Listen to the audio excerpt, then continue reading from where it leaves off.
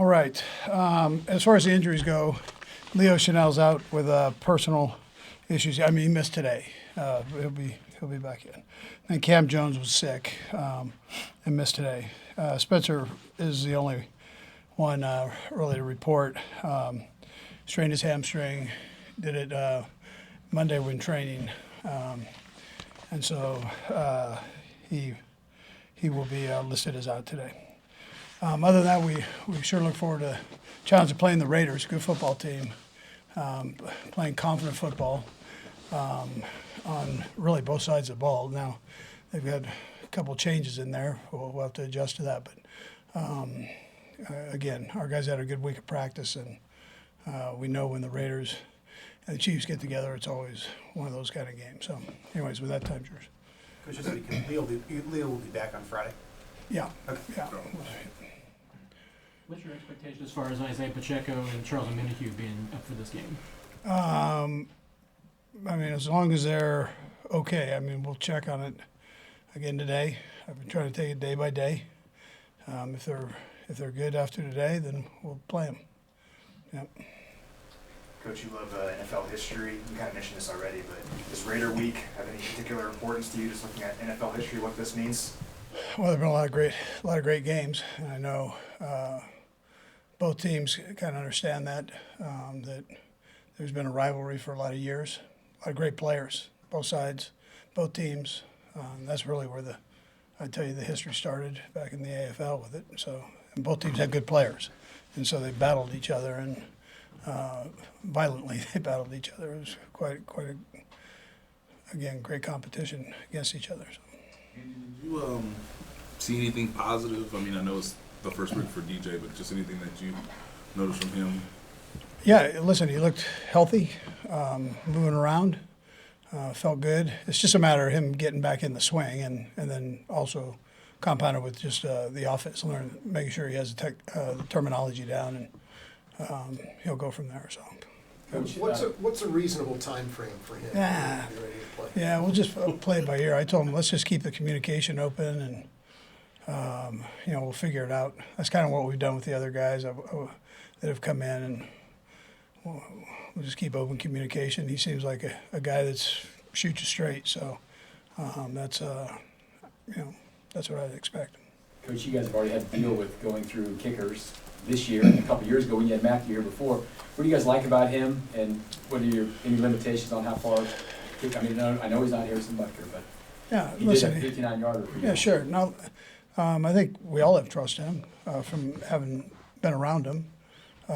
So we look forward to welcome him into the mix, and I know guys know him and have made him, I think, feel that way coming back here. So full trust in him, yeah.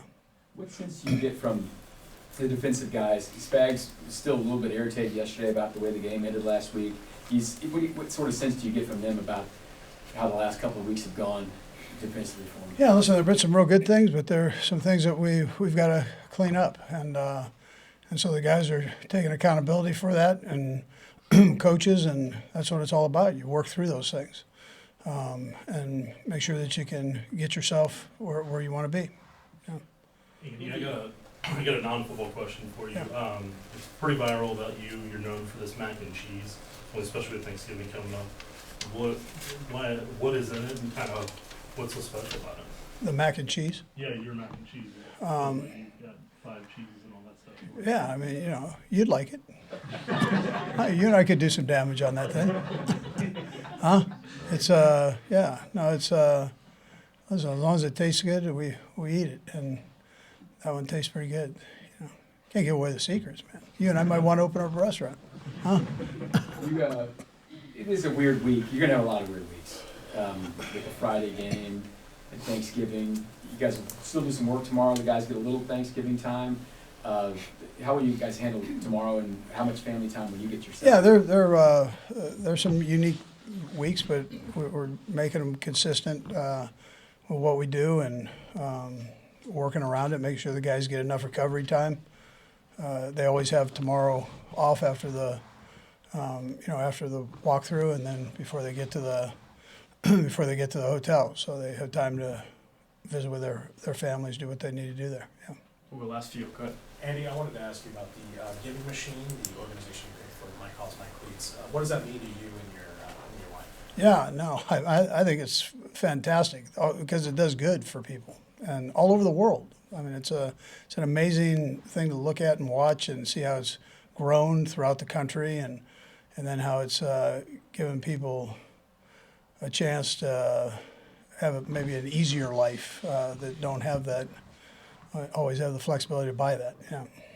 Matt, obviously multiple tight ends have been kind of your bread and butter this year. Now losing Peyton, how does that position shake out for you? And I mean, is like Anthony Firkser a guy that you might need this week?